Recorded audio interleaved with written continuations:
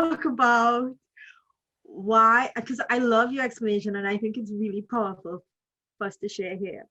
Why approaching conversations with more empathy and compassion is a lot more powerful for our kids than punishment, irrespective of what name we call it. Mm. Well, the first kind of most obvious answer to that is that it switches the onus of focus for the child. So if they do something that we don't like and then we punish them, they don't think, oh, Papa didn't like that or Mama didn't like that, I probably won't do that again. They think, I've been punished. This terrible thing has happened to me. It's not fair. Why does this always happen to me? Why do they hate me?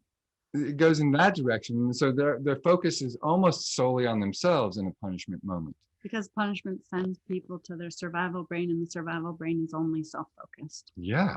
So and works against you if you want your kids cooperating. Yeah. And if you really want them to understand what's going on for you or for anyone else, like say they were having an altercation between two siblings or two friends or whatever, is to bring empathy into the room and offer it for everybody involved so that they not only see that modeled, but then their mirror neuron system picks up on it. And so they're starting to offer it back even before they're cognizant of doing so.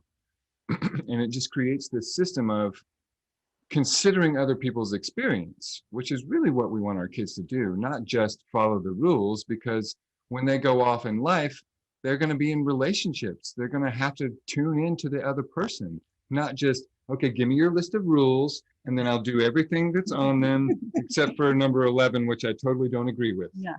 That doesn't work. Punishment, what ends up happening is that so like love withdrawal or physical punishment or taking something away that is important to them, again, puts them into this like a self-focused threat, right? That's a threat. That is literally what it is. It's a threat. And we know what neurochemistry does in response to threat. It goes into the survival brain. It's just fight, flight, freeze, or appease. And so what ends up happening is that kids don't go, oh, okay, Mama and Papa like it better if I do this way. Or even if they do, that's terrible because they then are moved. Okay, two things. One, if there's the threat, they just figure out how to avoid the threat. Right? So they get sneakier, they, get super good at you just not catching them at the thing that you will then threaten them about. Or they're like, okay, and they memorize what Mama and Papa like and what Mama and Papa don't like. And what you've now done to that child, and this happened to me, was you have set them up to remove their internal compass of values and alignment and looking to be in cooperation with people and partner with them and consider other people's situations. Instead, you have turned their focus to whoever is in power, I want to be pleasing to them. So like for me, that meant get good grades, be quiet, don't be angry, basically don't be my full self because that might not be likable. And so what you end up doing is setting up a kid to live a life of, what's the word I'm looking for?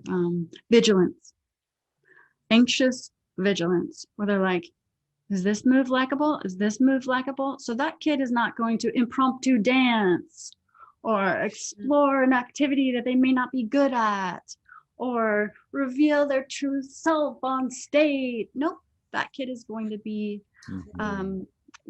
just wanting to stay within the good graces of the people or hide and be themselves but be hidden. That's what I did. I was just good. Nathan was hidden. Yeah.